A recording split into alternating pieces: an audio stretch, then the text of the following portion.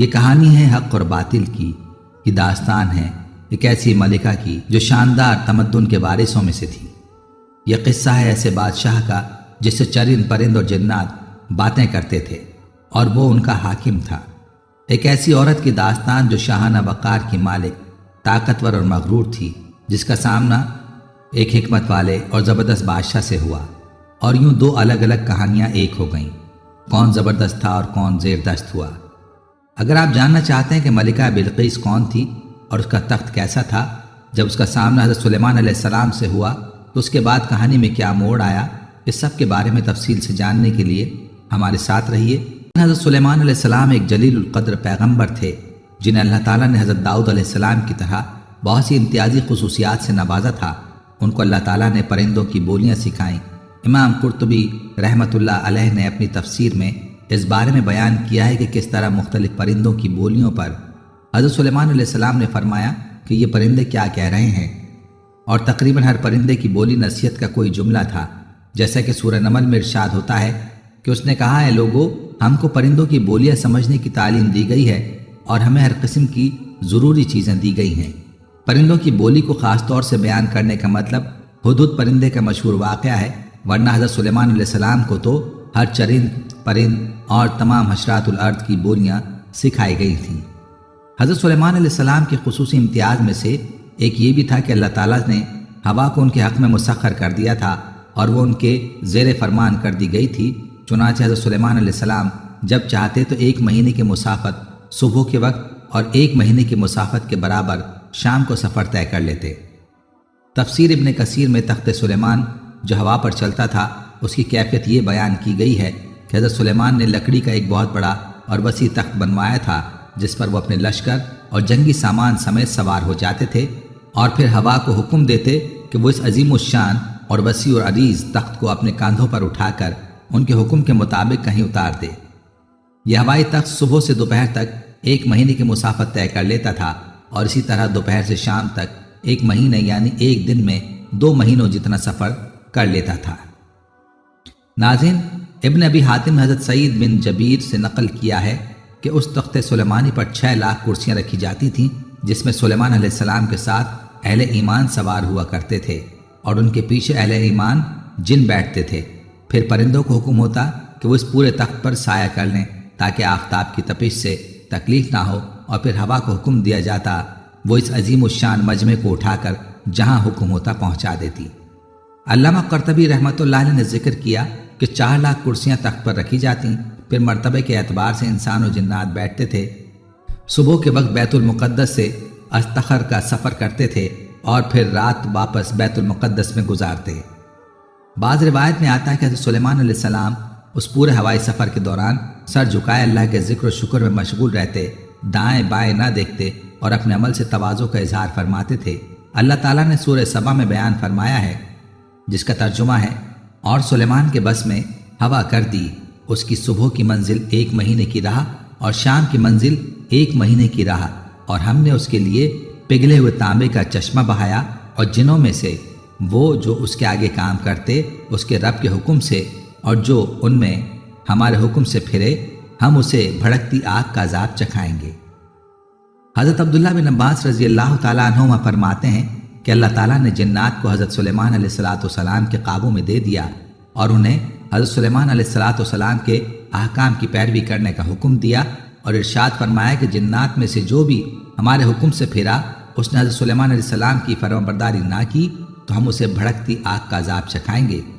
ایک قول یہ ہے کہ حضرت سلیمان علیہ السلام کی نافرمانی کرنے والے جنوں کو آخرت میں بھڑکتی آگ کا عذاب چکھایا جائے گا، اور ایک قول یہ ہے کہ یہ عذاب دنیا میں ہی چکھایا گیا، اور یہ اس طرح ہوا کہ اللہ تعالیٰ نے جنات پر ایک ایسا فرشتہ مقرر فرما دیا جس کے ہاتھ میں آگ کا کوڑا ہوتا تھا، اور جو جن حضرت سلیمان علیہ السلام کی اطاعت سے روگردانی کرتا تو وہ فرشتہ آگ کے کوڑے سے اس جن کو ایسی ضرب مارتا کہ وہ اسے جلا کر رکھ دیتی۔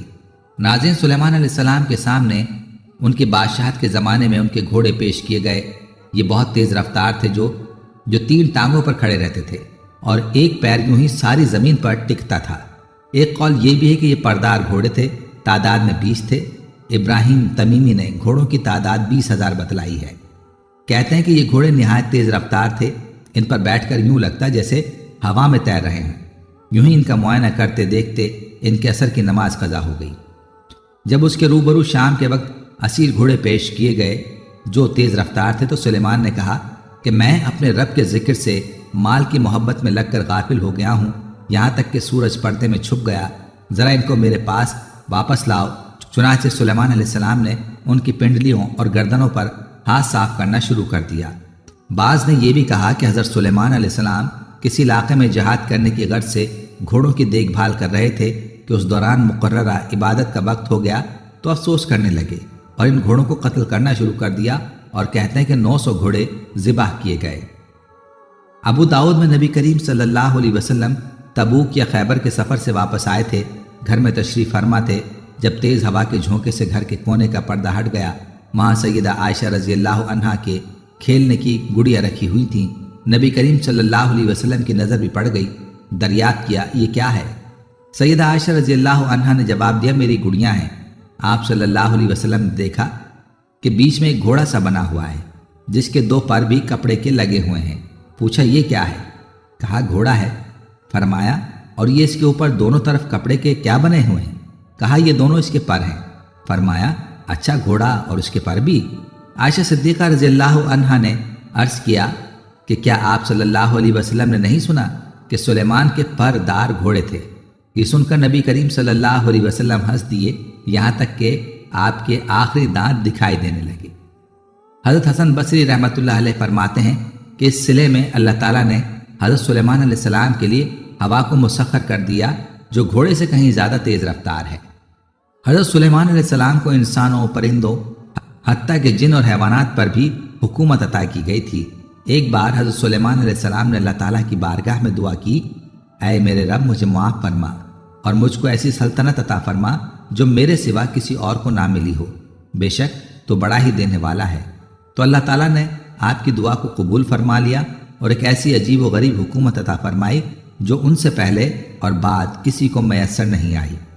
حضرت سلیمان علیہ السلام جنات سے سخت کام لیتے تھے۔ بعض جنات بڑی بڑی عمارات بناتے تھے، بعض دریاؤں میں غوطہ لگا کر ان سے جوہر نکالتے تھے، اور ارشاد ہے اور جنات میں سے بعض وہ تھے جو سلیمان کے لیے سمندر میں غوطے لگاتے تھے۔ ایک اور جگہ پر بھی ارشاد ہوتا ہے اسی طرح جنات کو بھی جو عمارت تعمیر کرنے والے اور غوطہ لگانے والے تھے ان کو زیر فرمان کر دیا تھا، اور ان کو بھی جو زنجیروں میں بندھے رہتے تھے۔ حضرت سلیمان علیہ السلام ان سے بڑے بڑے قلعے اور مساجد تعمیر کرواتے تھے اور دوسری بڑی بڑی عمارتیں بھی بنواتے تھے۔ اس لیے ان طاقتوں کے حاصل ہونے کی وجہ سے دنیا کے بڑے بڑے بادشاہ ان کے سامنے پست اور عاجز ہو گئے تھے۔ اللہ تعالیٰ فرماتا ہے اور بہا دیا ہم نے تانبے کا چشمہ سلیمان علیہ السلام کے لیے۔ تانبے جیسی سخت دھات کو اللہ تعالیٰ نے حضرت سلیمان علیہ السلام کے لیے پانی کی طرح بہنے والا سیلاب بنا دیا جو پانی کے چشمے کی طرح جاری تھا اور گرم بھی نہیں تھا کہ آسانی سے اس کے برتن اور دوسری چیزیں بنا سکیں۔ ابن عباس نے فرمایا کہ یہ چشمہ اتنی دور تک جاری ہوا کہ اس کی مسافت 3 دن اور 3 راتوں میں طے ہوتی، اور یہ عرض یمن میں تھا۔ یہ تانبا انہی کے وقت سے کام میں آ رہا تھا۔ حضرت سعدی کا قول ہے کہ 3 دن تک بہتا رہا۔ دوستو، حضرت سلیمان کے لشکر میں جنات، انسان اور پرندے شامل ہوتے تھے جن کی تربیت بہت منظم انداز میں کی گئی ہوتی تھی کہ دائیں والے بائیں طرف نہ جائیں اور بائیں والے دائیں طرف نہ جائیں، کوئی کسی سے آگے نہ نکل جائے۔ ان کا چلنا، ٹھہرنا، دائیں بائیں مڑنا ایک قاعدے اور ضابطے کے مطابق ہوتا تھا۔ سورہ نمل میں آتا ہے جس کا ترجمہ ہے یہاں تک کہ جب وہ چونٹیوں کی وادی پر آئے تو ایک چونٹی نے کہا، اے چونٹیوں اپنے گھروں میں داخل ہو جاؤ، کہیں سلیمان اور ان کے لشکر بے خبری میں تمہیں کچل نہ ڈالیں۔ جب اس لشکر کو لے کر حضرت سلیمان علیہ السلام چلے تو ایک جنگل سے گزر ہوا جہاں پر چونٹیوں کا لشکر تھا۔ لشکر سلیمان کو دیکھ کر ایک نے دوسرے سے کہا کہ جاؤ اپنے اپنے سوراخوں میں چلی جاؤ، کہیں ایسا نہ ہو کہ لشکر سلیمان چلتا ہوا تمہیں رون ڈالے اور انہیں علم بھی نہ ہو۔ حضرت حسن رحمۃ اللہ علیہ فرماتے ہیں کہ چونٹیاں دیکھنے میں ایک چھوٹی سی مخلوق ہے، لیکن ان کی باقاعدہ منظم فوج ہوتی ہے جس میں جاسوس ہوتے ہیں، اور خطرے کے وقت ایک سراغ رسا سپاہی باہر نکلتا ہے اور اندر والوں کو حالات سے آگاہ کرتا ہے۔ اس موقع پر اطلاع دہندہ نے بڑی احتیاط سے کام لیا اور اطلاع دیتے ہوئے وہ نہیں جانتے پر زور دیا۔ اس سے ظاہر ہوا کہ حضرت سلیمان کا لشکر ظالم نہیں، لیکن لا علمی میں ایسا ہو سکتا ہے کہ وہ ننھی مخلوق کچلی جائے اور گزرنے والوں کو خبر بھی نہ ہو۔ حضرت سلیمان نے یہ بات سن لی اور چیونٹی کی فراست اور کلام کرنے کی احتیاط پر آپ کو ہنسی آ گئی، اور اللہ کی اس نعمت سے متاثر ہو کر دوام اعلیٰ لشکر کی توفیق طلب کی اور انبیاء کی جماعت میں شامل رہنے کی دعا کی۔ ایک مرتبہ حضرت سلیمان علیہ السلام نے سفر کے دوران ہدہد کو حاضر ہونے کا حکم دیا۔ ہدہد اس وقت موجود نہیں تھا۔ اس کے بغیر اطلاع غیر حاضر ہونے پر آپ کو غصہ آ گیا اور فرمایا اگر ہدہد نے غیر حاضری کی معقول وجہ نہیں بتائی تو اسے سخت سزا دوں گا یا ذبح کر دوں گا۔ سورہ نمل۔ ابن کثیر میں آتا ہے کہ حضرت سلیمان علیہ السلام کے ہدہد کا نام عنبر تھا۔ آپ نے فرمایا اگر اس نے اپنی غیر حاضری کی معقول وجہ بتائی تو ٹھیک ہے، ورنہ اسے سخت سزا دوں گا۔ حضرت عبداللہ بن عباس سے سوال کیا گیا کہ تمام پرندوں میں سے صرف ہدہد کو کیوں بلایا گیا؟ آپ نے جواب دیا حضرت سلیمان علیہ السلام نے کسی ایسی جگہ قیام فرمایا تھا جہاں پانی نہیں تھا۔ اللہ تعالیٰ نے ہدہد کو یہ خاصیت عطا فرمائی کہ وہ زمین کے اندر کی چیزیں اور زمین کے اندر بہنے والے چشموں کو دیکھ لیتا ہے۔ حضرت سلیمان علیہ السلام کا مقصد یہ تھا کہ ہدہد سے معلوم کریں کہ اس میدان میں کتنی گہرائی میں پانی ہے۔ ہدہد کی نشاندہی کے بعد وہ جنات کو حکم دیتے کہ زمین کھود کر پانی نکالو۔ ہدہد زمین کے اندر کی چیزوں کو دیکھ لیتا ہے، لیکن عجیب بات یہ ہے کہ اسے زمین کے اوپر شکاری کا بچھایا ہوا جال نظر نہیں آتا اور عموماً جال میں پھنس جاتا ہے۔ ابھی کچھ ہی دیر گزری تھی کہ ہدہد حاضر ہو گیا اور کہنے لگا، ترجمہ: میں آپ کے لیے ایک ایسی خبر لایا ہوں جس کا آپ کو علم نہیں۔ میں آپ کے پاس ملک یمن سے ایک سچی خبر لایا ہوں۔ میں نے دیکھا کہ ایک عورت وہاں کے لوگوں پر بادشاہت کر رہی ہے اور اسے وہاں ہر قسم کی چیز میسر ہے۔ اس کے وزیر اور مشیر 312 شخص ہیں اور ان میں سے ہر ایک کے پاس 12,000 کی جماعت ہے۔ اس کی زمین کا نام مارب ہے جو صنعا سے 3 میل کے فاصلے پر ہے۔ اس کا تخت شاندار قسم کا ہے جس پر وہ براجمان ہوتی ہے۔ تخت سونے سے مڑھا ہوا ہے اور اس پر قیمتی لال و جوہر لگے ہیں۔ یہ 80 ہاتھ اونچا اور 40 ہاتھ چوڑا ہے اور 600 عورتیں اس کی خدمت میں مصروف رہتی ہیں۔ اس کا دیوان خاص جس میں یہ تخت ہے بڑا محل ہے جو بہت بلند و بالا اور کشادہ ہے۔ اس کے مشرقی حصے میں 360 طاق ہیں اور اتنے ہی مغربی حصے میں بھی موجود ہیں، اور اس کی تعمیر اس طرح کی گئی ہے کہ روزانہ سورج ایک طاق سے نکلتا ہے اور اسی کے مقابل والے طاق میں غروب ہوتا ہے۔ اہل دربار صبح و شام اسے سجدہ کرتے ہیں اور سب لوگ سورج پرست ہیں جن میں کوئی خدا پرست نہیں ہے۔ میں نے اسے اور اس کی قوم کو اللہ تعالیٰ کو چھوڑ کر سورج کو سجدہ کرتے ہوئے پایا، اور شیطان نے ان کے اعمال انہیں آراستہ کر کے دکھائے ہیں اور انہیں صحیح راستے سے روک رکھا ہے۔ پس وہ ہدایت پر نہیں آتے کہ اس اللہ کو سجدہ کریں جو آسمان اور زمینوں کی پوشیدہ چیزوں کو باہر نکالتا ہے، اور جو کچھ تم چھپاتے ہو اور ظاہر کرتے ہو وہ سب کچھ جانتا ہے کہ وہی عظمت والا عرش کا مالک ہے۔ حضرت سلیمان علیہ السلام نے کہا کہ اب ہم دیکھیں گے کہ تو نے سچ کہا ہے یہ جھوٹ۔ اگر یہ سب جھوٹ ہوا تو پھر تجھے سزا ملے گی۔ تو ایسا کر کہ میرا خط لے جا کر اسے دے اور پھر ان کے پاس سے ہٹ جا اور دیکھ کہ وہ کیا جواب دیتے ہیں۔ سورہ نمل آیت 20 سے 22۔ ملکہ بلقیس کی ماں جنات میں سے تھی۔ ملکہ سبا کا نام تاریخی کتب میں بلقیس بنت شراحیل بتایا گیا ہے کہ ملکہ بلقیس کے باپ دادا ملک یمن کے بادشاہ تھے۔ روایات کے مطابق ملکہ بلقیس کی ماں جنات میں سے تھی۔ ان کے باپ نے ایک جن عورت سے شادی کی تھی جن کا نام بلعمہ بنت شیعان تھا۔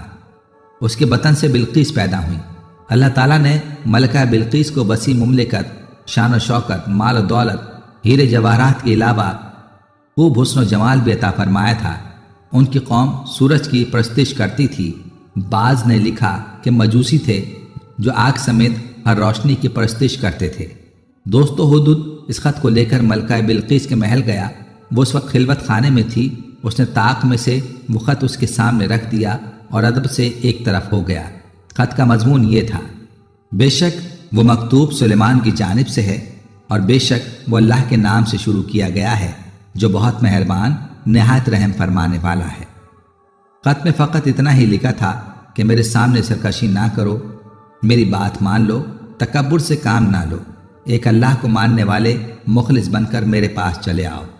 ملکہ سبا نے اپنے دربار کے سرداروں اور دیگر ارکان مملکت کو حضرت سلیمان علیہ السلام کا خط پڑھ کر سناتے ہوئے کہا، بے شک وہ خط سلیمان کی جانب سے ہے اور بے شک وہ اللہ ہی کے نام سے شروع کیا گیا ہے جو بہت مہربان نہایت رحم والا ہے۔ سورہ نمل۔ حضرت سلیمان علیہ السلام نے پہلے اپنا ذکر کیا، پھر اللہ کا نام کا ذکر کیا اور پھر بسم اللہ الرحمن الرحیم لکھا۔ اس کی تحقیق کرتے ہوئے علامہ ابو الحیان اندلسی متوفی لکھتے ہیں، یہ بھی ہو سکتا ہے کہ حضرت سلیمان علیہ السلام نے ہی اپنے نام کو بسم اللہ الرحمن الرحیم پر مقدم کیا ہو، تاکہ مکتوب کے شروع میں اللہ کا نام بلقیس کے ہاتھوں بے ادبی سے محفوظ رہے، کیونکہ اس وقت بلقیس کافر تھیں، تاکہ شروع میں خط کا عنوان حضرت سلیمان کا نام ہو اور حضرت سلیمان علیہ السلام کے دل میں خط کا عنوان اللہ کا نام ہو۔ اور یہ بھی ہو سکتا ہے کہ مکتوب میں پہلے بسم اللہ لکھی ہوئی ہو اور بلقیس نے مکتوب پڑھتے وقت پہلے حضرت سلیمان علیہ السلام کا نام پڑھ کر لوگوں کو یہ بتایا ہو کہ یہ خط کس کی جانب سے آیا ہے۔ ناظرین، جب ملکہ بلقیس نے مہر توڑ کر خط پڑھا تو پھر اپنے امراء اور وزراء کو جمع کر کے کہنے لگیں کہ تم سب جانتے ہو کہ میں کس چیز کا اس وقت تک فیصلہ نہیں کرتی جب تک تم لوگوں سے مشورہ نہ کر لوں۔ اس بارے میں سورہ نمل میں ارشاد ہوتا ہے کہ بلقیس نے کہا، اے اہل دربار، تم مجھ کو میرے معاملے میں مشورہ دو، میں اس وقت تک کسی کی بات کا فیصلہ نہیں کرتی جب تک تم لوگ میرے پاس موجود نہ ہو۔ اہل دربار نے کہا، ہم پورے طاقتور اور سخت جنگجو ہیں اور حکم کا اختیار آپ کو حاصل ہے۔ اہل دربار نے جواب دیا کہ مروب ہونے کی ضرورت نہیں، جہاں تک لڑائی کا تعلق ہے تو دشمن سے مقابلہ کرنے کے لیے ہم بالکل آمادہ اور تیار ہیں، ہمارے پاس ہتھیار موجود ہیں، لیکن لڑائی کا معاملہ آپ کے اختیار میں ہے۔ اب آپ خود سوچ لیں، اہل دربار نے اپنے تعاون کا یقین دلا دیا، لیکن ملکہ سمجھدار تھی، اس نے خط ملنے کا معجزہ دیکھ لیا تھا اور یہ بھی معلوم کر لیا تھا کہ حضرت سلیمان کے لشکر کے سامنے اس کا لشکر کچھ بھی معنی نہیں رکھتا۔ اگر لڑائی کی نوبت آ گئی تو ملک کی بربادی کے ساتھ ساتھ میں بھی سلامت نہیں رہ سکوں گی۔ اس لیے اس نے وزیروں اور مشیروں سے کہا کہ بادشاہ جب کسی بستی میں فاتحانہ داخل ہوتے ہیں تو وہاں کی عزت دار باشندوں کو ذلیل کر دیا کرتے ہیں، اور یہ لوگ بھی ایسا ہی کریں گے۔ ملکہ عقلمند تھی، اس نے کہا کہ اس وقت لڑنا اور اعلان جنگ کرنا مناسب نہیں ہے۔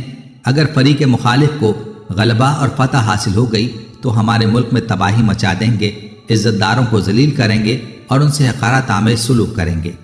میں ان لوگوں کو کچھ تحفے تحائف بھیج کر معاملہ رفع دفع کرنے کی کوشش کرتی ہوں، اس طرح ان کا ذوق بھی معلوم ہو جائے گا اور ممکن ہے سر پر آئی ہوئی مصیبت بھی ٹل جائے۔ لہٰذا اس نے ہر قسم کے بیش قیمت جواہرات، گھوڑے اور خوبصورت باندیاں حضرت سلیمان کو بطور تحفہ بھیجوائیں۔ تاریخی اسرائیلی روایات میں بلقیس کی طرف سے آنے والے قاصدوں اور تحفوں کی بڑی تفصیلات لکھی ہوئی ہیں۔ ان کے مطابق تحفوں میں سونے کی اینٹیں اور کچھ جواہرات کے علاوہ 100 غلام اور 100 کنیزیں تھیں، مگر کنیزوں کو مردانہ جبکہ غلاموں کو زنانہ لباس میں بھیجا تھا۔ ان سب کے ساتھ بلقیس کا ایک خط بھی تھا جس میں حضرت سلیمان علیہ السلام کے امتحان کے لیے کچھ سوالات تھے اور تحفوں کے انتخاب میں بھی ان کا امتحان مقصود تھا۔ دوستو، اللہ تعالیٰ نے اپنے نبی علیہ السلام کو ان تحائف کی تفصیل وحی کے ذریعے پہلے ہی بتا دی تھی۔ چنانچہ حضرت سلیمان علیہ السلام نے جنات کو حکم دیا کہ شہر میں داخل ہونے والے راستوں پر سونے چاندی کی اینٹوں کا فرش بچھا دیا جائے اور راستے کے دونوں جانب سونے کے بنے ہوئے عجیب الخلقت جانور کھڑے کر دیے جائیں۔ وزراء اور عمالے سلطنت کی تمام کرسیوں اور فرنیچر کو سونے کا کر دیا جائے، دربار کو ہیرے جواہرات سے مزین کر دیا جائے۔ غرض یہ کہ جب ملکہ بلقیس کے قاصد اپنے تحائف لے کر وہاں پہنچے اور انہوں نے یہ سب کچھ دیکھا تو شرمندہ ہونے کے ساتھ ساتھ بہت زیادہ مروب بھی ہوئے۔ حضرت سلیمان علیہ السلام نے قاصدوں سے فرمایا، کیا تم لوگ مال و دولت سے میری مدد کرنا چاہتے ہو؟ مگر دیکھ لو، جو کچھ میرے اللہ نے مجھے دیا ہے وہ اس سے بہت زیادہ ہے جو تمہیں میسر ہے۔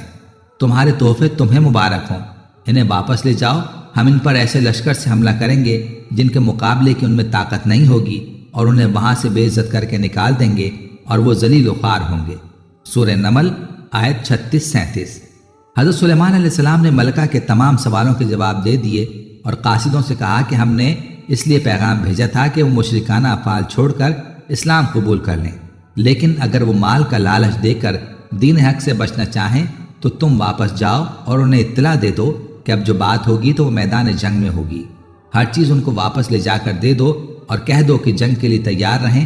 یہ بھی یاد رکھنا کہ میں لشکر لے کر چڑھائی کروں گا اور وہ سامنے آ ہی نہیں سکیں گے۔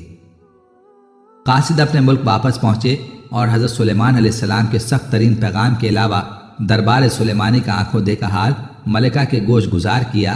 ملکہ بلقیس ایک سمجھدار، دانا اور جہاں دیدہ عورت تھی۔ فوراً سمجھ گئی کہ یہ کوئی عام بادشاہ نہیں بلکہ واقعی اللہ کے نبی ہیں، لہٰذا اپنے ملک کو جنگ و جدل سے بچانے کے لیے اس نے بنفس نفیس حضرت سلیمان علیہ السلام کے دربار میں حاضر ہو کر اپنے اطاعت کا یقین دلانے کا فیصلہ کیا اور ایک دن اپنے مصاحبین کی ایک جماعت کے ساتھ ملک شام کی جانب روانہ ہو گئی، جبکہ دوسری طرف جنات قدم قدم پر اور دم دم کی خبریں آپ تک پہنچاتے رہے تھے۔ ملکہ بھی راستے میں ہی تھی کہ اللہ تعالیٰ نے حضرت سلیمان علیہ السلام کو وحی کے ذریعے مطلع فرما دیا کہ ملکہ بلقیس تمہاری فرما بردار بن کر حاضر ہو رہی ہیں۔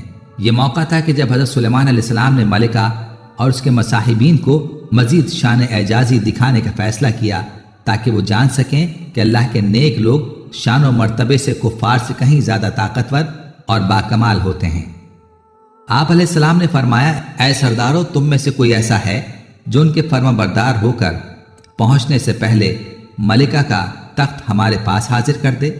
جنات میں سے ایک قوی ہیکل جن نے کہا، قبل اس کے آپ علیہ السلام اپنی جگہ سے اٹھیں، میں اس تخت کو آپ کے پاس لا کر حاضر کرتا ہوں، میں اس پر قادر ہوں اور ایماندار بھی ہوں۔ ایک شخص جسے کتاب الہی کا علم تھا کہنے لگا کہ میں آپ کی آنکھ جھپکنے سے پہلے اسے آپ کی خدمت میں حاضر کیے دیتا ہوں۔ جب آپ نے اسے اپنے پاس موجود پایا تو کہنے لگے، ھذا من فضل ربی، یہ سب میرے رب کا فضل ہے تاکہ وہ مجھے آزمائے کہ میں شکر گزاری کرتا ہوں یا کفران نعمت، اور جو شکر کرتا ہے تو اپنے ہی فائدے کے لیے کرتا ہے۔ سورہ نمل آیت 39-40۔ وہ اہل کتاب کون تھا اور وہ کتاب کون سی تھی اور وہ علم کیا تھا جس کے زور پر یہ دعویٰ کیا گیا تھا کہ پلک جھپکتے ہی تخت حاضر کر دوں گا، اور ایسا ہی ہوا؟ اس میں مفسرین کے مختلف اقوال ہیں، جبکہ مذکورہ تینوں سوالوں کی پوری حقیقت تو اللہ تعالیٰ ہی جانتا ہے۔ یہاں قرآن کریم کے الفاظ سے جو معلوم ہوتا ہے وہ اتنا ہی ہے کہ کوئی انسان تھا جس کے پاس کتاب الہی کا علم تھا۔ اللہ تعالیٰ نے کرامت اور اعجاز کے طور پر اسے یہ قدرت دے رکھی تھی کہ وہ پلک جھپکتے ہی تخت لے کر آ گیا۔ کرامت اور معجزہ نام ہی ایسے کاموں کا ہے جو ظاہری اسباب اور امور عادیہ کے یکسر خلاف ہوں، اور وہ اللہ کی قدرت و مشیت سے ہی ظہور پذیر ہوتے ہیں۔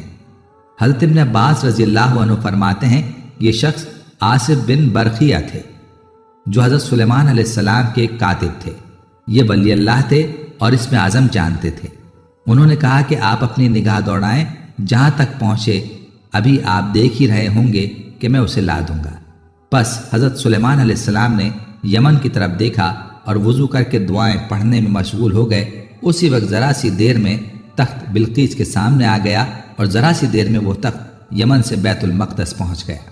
اللہ تعالیٰ نے ظاہری طور پر ایک شخص سے یہ کام لیا، ورنہ حقیقت میں تو یہ مشیت الہی ہی کی کار فرمائی ہے جو چشم زن میں جو چاہے کر سکتی ہے، اور حضرت سلیمان علیہ السلام بھی اس حقیقت سے پوری طرح آگاہ تھے۔ یہی وجہ تھی کہ جب انہوں نے تخت کو اپنے سامنے پایا تو اسے فضل ربی سے تعبیر کیا۔ مولانا مفتی محمد شفیع تحریر فرماتے ہیں کہ ملکہ بلقیس کے تمام اموال و دولت میں سے تخت شاہی کا انتخاب شاید اسی لیے کیا گیا کہ وہ اس کی سب سے زیادہ محفوظ چیز تھی، جسے 7 محلات شاہی کے وسط میں ایک محفوظ محل کے اندر مقفل کر کے رکھا گیا تھا، اور اس کے اپنے آدمیوں کا بھی وہاں سے گزرنا ہوتا تھا۔ اس کا دروازے قفل توڑے بغیر منتقل ہو جانا اور اتنے مسافت بعیدہ پر پہنچ جانا حق تعالی شانہ کی ہی قدرت کاملہ سے ممکن ہے۔ قوم سبا کا مذہب آتش پرستی اور سورج پرستی تھا، اور وہ اس فلسفے کی قائل تھی کہ کائنات کی ہر خیر و شر کی قدرت کواکب کے ہاتھ میں ہے اور آفتاب سب سے بڑا ہے، لہٰذا اس کی عبادت کی جانی چاہیے۔ اس لیے سلیمان علیہ السلام ملکہ کو بتانا چاہتے تھے کہ کائنات کی ہر چھوٹی بڑی چیز پر صرف حقیقی خدا کی قدرت ہے۔ حضرت سلیمان علیہ السلام نے ملکہ سبا کا امتحان لینے کے لیے اس کے تخت میں کچھ رد و بدل کروا دیا۔ جب وہ آئی تو ان سے پوچھا کہ تمہارا تخت بھی اسی طرح کا ہے؟ ملکہ نے کہا، یہ تو گویا ہو بہو وہی ہے، اور ہمیں تو پہلے ہی سے معلوم ہو گیا تھا اور ہم فرمانبردار ہو چکے تھے۔ ملکہ بلقیس کے آنے سے پہلے حضرت سلیمان علیہ السلام نے ایک ایسی عجیب و غریب عمارت بنانے کا حکم دیا جس میں نہایت شفاف شیشہ استعمال کیا گیا تھا، اور شیش محل کے صحن میں ایک نہایت شاندار حوض بنوایا جس کے بہتے پانی میں مچھلیاں اور دیگر آبی جانور بھر کر اسے شیشے سے پاٹ دیا گیا۔ شیشہ اس قدر شفاف تھا کہ ظاہری نظر میں کوئی پہچان ہی نہیں سکتا تھا کہ پانی کے اوپر شیشے کا فرش ہے۔ حوض کا محل وقوع ایسا تھا کہ محل کے اندر جانے کے لیے لامحالہ اس پر سے گزرنا لازم تھا۔ یہ سب کچھ کرنے کا مقصد یہ تھا کہ حضرت سلیمان علیہ السلام چاہتے تھے کہ ملکہ بلقیس کو نبوت کی اعجاز و شان دکھانے کے علاوہ اسے اپنے عظیم الشان سلطنت کی ظاہری شان و شوکت کی ایک جھلک بھی دکھا دی جائے، تاکہ ملکہ کو حضرت سلیمان علیہ السلام کی ظاہری و باطنی شان و شوکت اور دینی و دنیاوی جاہ و جلال کا اندازہ ہو جائے۔ نیز اللہ تعالیٰ نے اپنے نبی حضرت سلیمان علیہ السلام کو تاریخ انسانیت میں جو ممتاز مقام عطا فرمایا وہ قوم سبا کی ملکہ عالیہ اور مملکت یمن کی فرما روا اور ان کے مصاحبین اپنی آنکھوں سے مشاہدہ کر لیں۔ استقبال تقریب کے اختتام پر حضرت سلیمان علیہ السلام نے ملکہ بلقیس کو محل کے اس مخصوص حصے کی جانب چلنے کی دعوت دی جو جنات کے ذریعے خصوصی طور پر ملکہ کے لیے تیار کروایا گیا تھا۔ ملکہ حضرت سلیمان علیہ السلام کے محل کے طلسم میں کھوئی ہوئی تھی کہ حضرت سلیمان علیہ السلام نے اس کی اندرونی کیفیت کا اندازہ کرتے ہوئے اسے ایک بار پھر محل کے اندرونی حصے میں چلنے کی دعوت دی۔ ملکہ بلقیس دنیا کی عظیم ترین بادشاہت کی حسین ترین ملکہ تھی۔ اس کے وہم و گمان میں بھی نہ تھا کہ اس دنیا میں کوئی اور ہستی اس سے بھی زیادہ جاہ و جلال کی مالک ہو سکتی ہے۔ ملکہ حیرتوں کے سمندر میں ڈوبی اپنی نشست سے اٹھی۔ حضرت سلیمان علیہ السلام نے ملکہ کو آگے بڑھنے کا اشارہ کیا اور خود چند قدم پیچھے ہو گئے۔ ملکہ نے آگے بڑھ کر شیش محل کے نفیس و شفاف فرش پر قدم رکھنا چاہا، لیکن دیکھا کہ صحن میں پانی بھرا ہوا ہے جس میں محل کے ستونوں اور میزبانوں کا عکس نظر آ رہا ہے۔ تو ملکہ نے سوچا کہ شاید پانی سے گزر کر آگے جانا بھی اس ملک کی کوئی استقبال یا رسم ہوگی، چنانچہ اس لیے اس نے پانی سے گیلا ہونے سے بچنے کے لیے اپنا دامن اوپر اٹھایا۔ حضرت سلیمان علیہ السلام نے کہا، یہ ایسا محل ہے جس کے نیچے بھی شیشے جڑے ہوئے ہیں۔ وہ بول اٹھیں، اے میرے پروردگار، میں خود پر ظلم کرتی رہی ہوں، اب میں سلیمان کے ساتھ اللہ رب العالمین کی متی و فرمانبردار بنتی ہوں۔ سورہ نمل آیت 44۔ یعنی جب ملکہ کو فرش کی حقیقت کا علم ہوا تو اپنی کوتاہی اور غلطی کا بھی احساس ہو گیا، اور انہوں نے اپنی کم علمی کا اعتراف کرتے ہوئے مسلمان ہونے کا اعلان کر دیا۔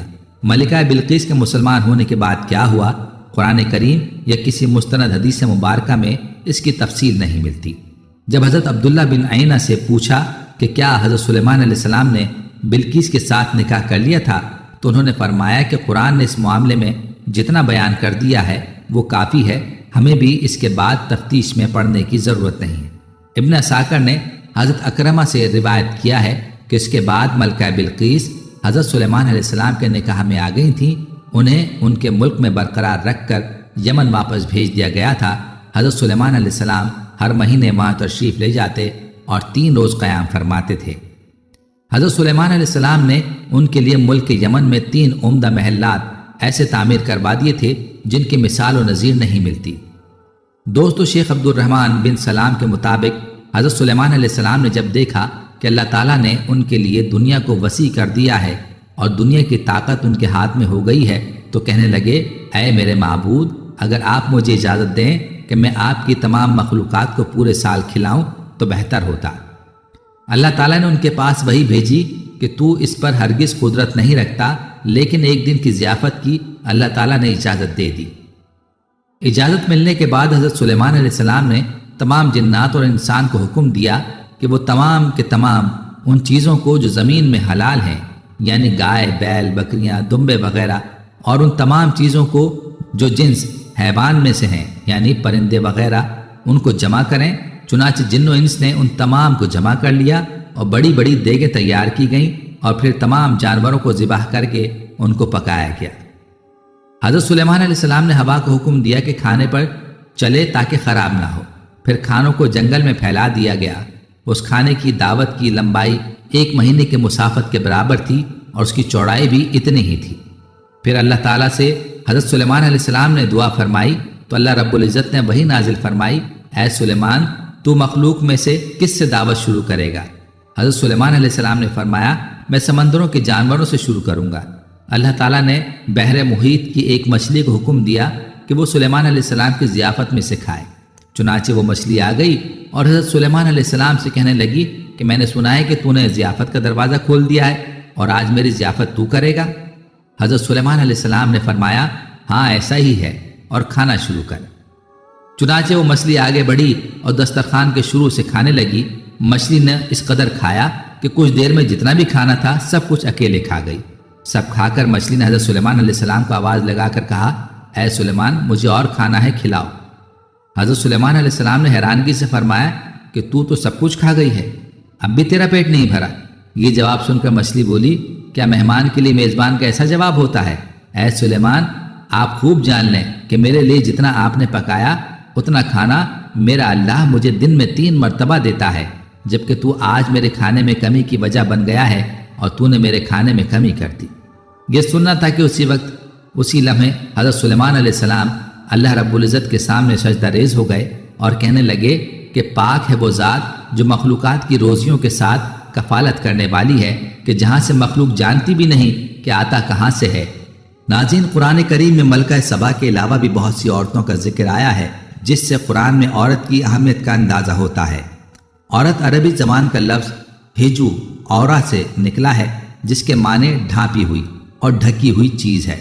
دین اسلام ہی وہ واحد دین ہے جس میں عورت کو ایک خاص مقام حاصل ہے۔ ارشاد ہے اے لوگو اپنے اس رب سے ڈرو جس نے تم کو ایک جان سے پیدا کیا اور اس کی جنس سے اس کا جوڑا پیدا کیا، ان دونوں سے بہت سارے مرد اور عورتیں پھیلا دی۔ قرآن جو ہدایت انسانی کے لیے نازل کردہ کتاب ہے اس میں بہت سی عورتوں کا ذکر ہے جو عورت کے وجود خاص پر دلالت ہے۔ قرآن میں عورت کے ذکر کی اہمیت، قرآن میں ارشاد ہے تو ان کے پروردگار نے ان کی دعا قبول کر لی اور فرمایا کہ میں کسی عمل کو مرد ہو یا عورت ضائع نہیں کرتا، تم ایک دوسرے کی جنس ہو۔ مزید فرمایا اور جس چیز میں خدا نے تم میں سے بعض کو بعض پر فضیلت دی ہے اس کی ہوس مت کرو، مردوں کو ان کاموں کا ثواب ہے جو انہوں نے کیے اور خدا سے اس کا فضل و کرم مانگتے رہو، کچھ شک نہیں کہ خدا ہر چیز سے واقف ہے۔ قرآن کی نظر میں عورت کی اہمیت سورہ بقرہ کی 29ویں آیت سے سمجھ میں آتی ہے کہ عورت ایک نعمت کے طور پر دنیا میں آئی ہے اور انہیں شریعت کا مکلف اس لیے بنایا تاکہ ہماری نعمت کمال درجے کی ہو جائے۔ قرآن میں مذکورہ خواتین کی تعداد 24 ہے اور کردار 6 ہیں، 1 ماں، 2 بہن، 3 بیوی، 4 بیٹی، 5ویں ملکہ، 6 مالکن وغیرہ۔ 1 آدم کی زوجہ حضرت حوا کا ذکر ملتا ہے۔ دونوں نے کہا کہ اے ہمارے رب ہم نے اپنا بڑا نقصان کیا، اگر تو ہماری مغفرت نہ کرے گا اور ہم پر رحم نہ کرے گا تو واقعی ہم نقصان پانے والوں میں سے ہو جائیں گے۔ حضرت حوا کے وجود سے انسان کی برابری کا سبق ملتا ہے، گویا مرد اور عورت برابر ہیں۔ افسوس آج بھی عورت کو پاؤں کی جوتی سمجھا جاتا ہے اور کچھ مقامات پر اس دور جدید میں بھی جانوروں سے بھی بدتر سلوک رکھا جاتا ہے۔ حضرت مریم کا ذکر قرآن میں نام کے ساتھ آیا ہے، بلکہ پوری سورت کا نام مریم رکھا گیا ہے۔ یہ عورت کے لیے اعزاز کی بات ہے، یہ ایک پاکیزہ کردار عورت تھیں، اور جب فرشتوں سے کہا اے مریم اللہ نے تجھے برگزیدہ کر لیا اور تجھے پاک کر دیا اور سارے جہانوں کی عورتوں میں سے تیرا انتخاب کیا، یہ بچپن ہی سے اللہ سے تعلق خاص رکھتی تھیں، جب بڑی ہوئیں تو اللہ نے تجھے برگزیدہ کر لیا اور تجھے پاک کر دیا اور سارے جہاں کی عورتوں سے تیرا انتخاب کیا۔ یہ بچپن ہی سے اللہ سے تعلق خاص رکھتی تھیں، جب بڑی ہوئیں تو اللہ نے انہیں حضرت عیسیٰ علیہ السلام کی ماں بنا دیا۔ موسیٰ نے حضرت موسیٰ کو خطرناک دور میں جنم دیا جب مردوں کو شیر خارگی میں ہی دفن کرنے کا حکم دے رکھا تھا۔ حضرت موسیٰ کی ماں کی طرف بھی وحی کی گئی اور ہدایت دی گئی کہ اللہ کے منصوبوں پر ایمان رکھو اور ان کو دریا میں بہا دو۔ ہم نے موسیٰ کی ماں کو وحی کی کہ اسے دودھ پلاتی رہے اور جب کوئی اس کی نسبت کوئی خوف معلوم ہو تو اسے دریا میں بہا دینا اور ڈر و خوف یا رنج نہ کرنا، ہم یقیناً تیری طرف لوٹانے والے ہیں اور اسے اپنے پیغمبروں میں بنانے والے ہیں۔ یہ سبا کی ملکہ تھی، اس کو بلقیس کا نام دیا گیا، عرب کے لوگ اس کو اسی لقب سے یاد کرتے ہیں۔